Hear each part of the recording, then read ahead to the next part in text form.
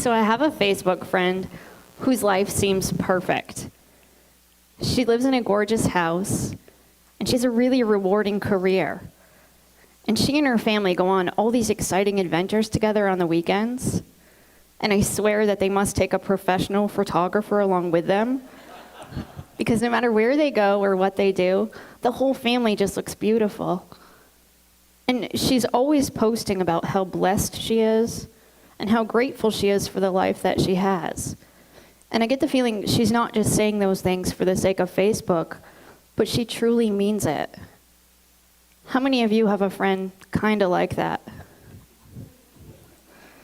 And how many of you kind of don't like that person sometimes? We all do this, right? It's hard not to do. But that way of thinking costs us something. And that's what I want to talk to you about today, is what our bad habits cost us. Maybe you scroll through your Facebook feed and you think, so what if I roll my eyes? It's just 5 seconds of my time. How could it be hurting me? Well, researchers have found that envying your friends on Facebook actually leads to depression. That's just one of the traps that our minds can set for us. Have you ever complained about your boss? Or looked at your friends' lives and thought, why do they have all the luck? Can't help thinking that way, right? That way of thinking seems small in the moment. In fact, it might even make you feel better in the moment. But that way of thinking is eating away at your mental strength. There's 3 kinds of destructive beliefs that make us less effective and rob us of our mental strength. The first one is unhealthy beliefs about ourselves. We tend to feel sorry for ourselves. And while it's okay to be sad when something bad happens, self-pity goes beyond that. It's when you start to magnify your misfortune. When you think things like, why do these things always have to happen to me? I shouldn't have to deal with it. That way of thinking keeps you stuck, keeps you focused on the problem, keeps you from finding a solution. And even when you can't create a solution, you can always take steps to make your life or somebody else's life better. But you can't do that when you're busy hosting your own pity party. The second type of destructive belief that holds us back is unhealthy beliefs about others. We think that other people can control us, and we give away our power. But as adults who live in a free country, there's very few things in life that you have to do. So when you say, I have to work late, you give away your power. Yeah, maybe there'll be consequences if you don't work late, but it's still a choice.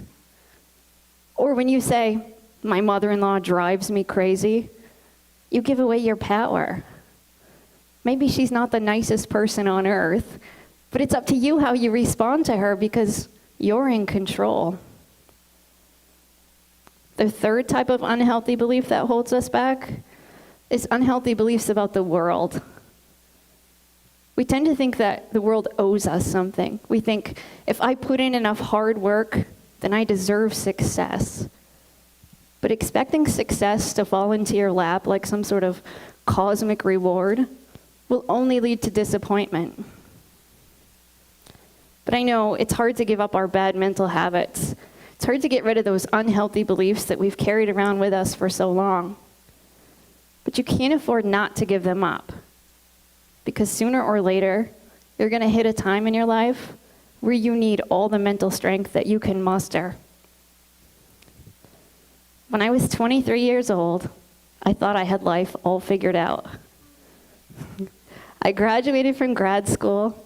I landed my first big job as a therapist. I got married, and I even bought a house. And I thought, this is going to be great. I've got this incredible jump start on success. What could go wrong? That all changed for me one day when I got a phone call from my sister. She said that our mother was found unresponsive, and she'd been taken to the hospital. My husband Lincoln and I jumped in the car and rushed to the hospital. We couldn't imagine what could be wrong.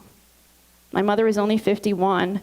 She didn't have any history of any kind of health problems. When we got to the hospital, doctors explained she'd had a brain aneurysm. And within 24 hours, my mother, who used to wake up in the morning saying, "It's a great day to be alive," passed away. That news was devastating to me. My mother and I had been very close. As a therapist, I knew on an intellectual level how to go through grief. But knowing it and doing it can be two very different things. It took a long time before I felt like I was really healing. And then on the 3-year anniversary of my mother's death, some friends called and invited Lincoln and me to a basketball game. Coincidentally, it was being played at the same auditorium where I'd last seen my mother on the night before she passed away. I hadn't been back there since. I wasn't even sure I wanted to go back. But Lincoln and I talked about it, and ultimately we said, maybe that'll be a good way to honor her memory. So we went to the game, and we actually had a really good time with our friends. On the drive home that night, we talked about how great it was to finally be able to go back to that place and remember my mother with a smile, rather than all those feelings of sadness. But shortly after we got home that night, Lincoln said he didn't feel well. A few minutes later, he collapsed. I had to call for an ambulance. His family met me at the emergency room. We waited for what seemed like forever, till finally a doctor came out. But rather than taking us out back to see Lincoln, he took us back to a private room and sat us down and explained to us that Lincoln, who was the most adventurous person I'd ever met, was gone. We didn't know at the time, but he'd had a heart attack. He was only 26. He didn't have any history of heart problems. So now I found myself a 26-year-old widow, and I didn't have my mom. I thought, how am I going to get through this? And to describe that as a painful period in my life feels like an understatement. And it was during that time that I realized when you're really going through tough times, good habits aren't enough.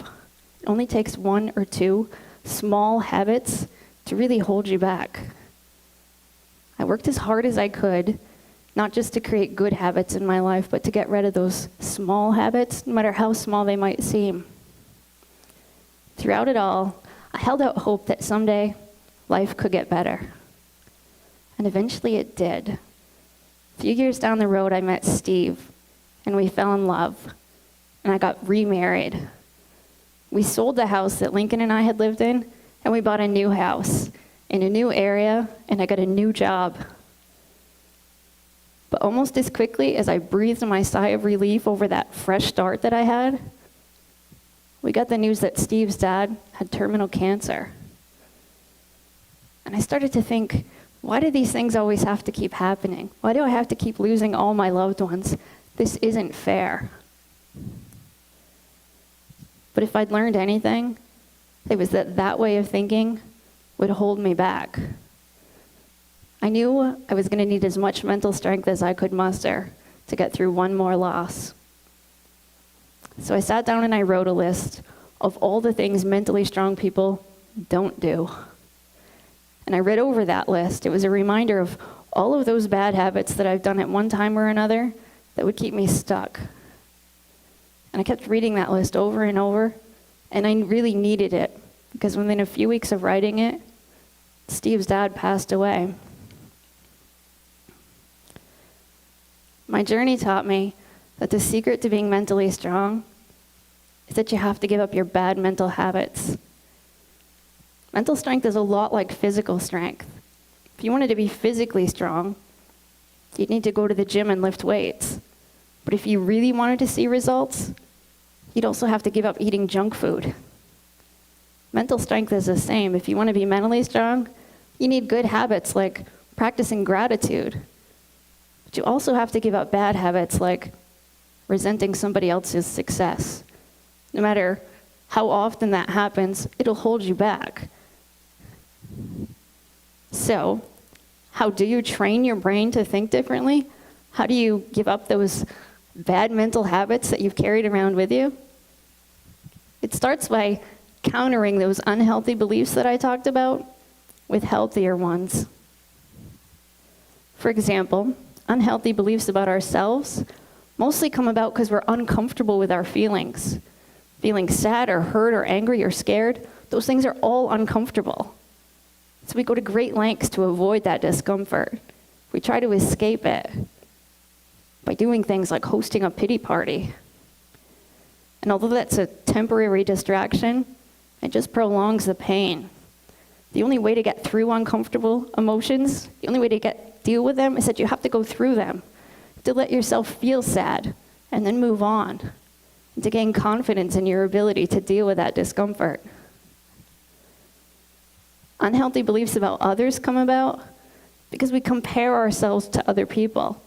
We think that they're either above us or below us, or we think that they can control how we feel or that we can control how they behave, or we blame them for holding us back. But really, it's our own choices that do that. You have to accept that you're your own person and other people are separate from you. The only person you should compare yourself to is the person that you were yesterday.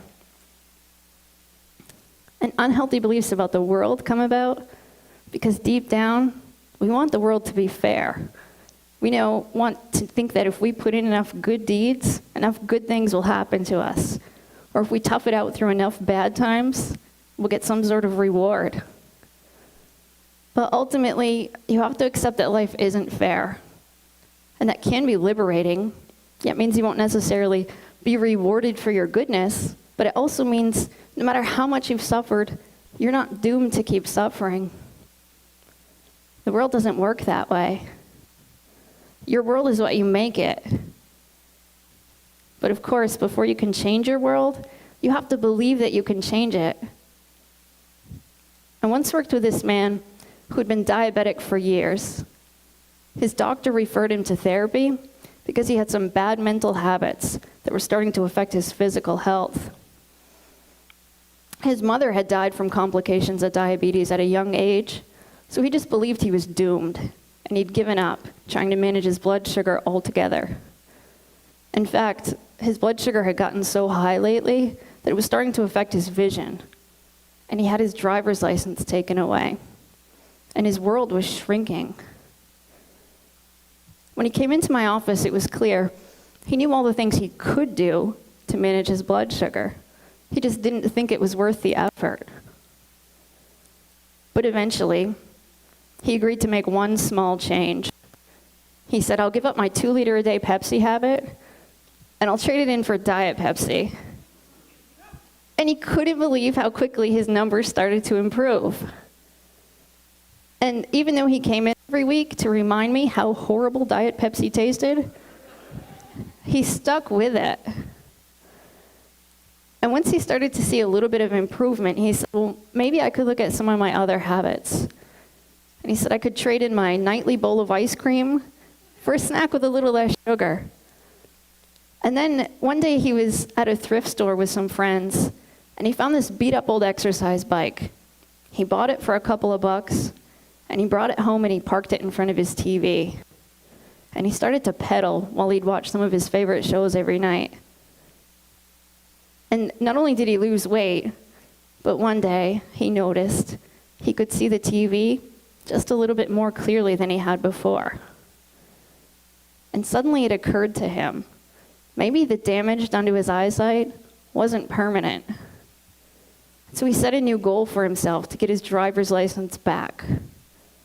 And from that day forward, he was on fire. By the end of our time together, he was coming in every week saying, okay, what are we going to do this week? Because he finally believed that he could change his world and that he had the mental strength to change it and that he could give up his bad mental habits. And it all started with just one small step. So I invite you to consider what bad mental habits are holding you back. What unhealthy beliefs are keeping you from being as mentally strong as you could be? And what's one small step that you could take today, right here, right now? Thank you.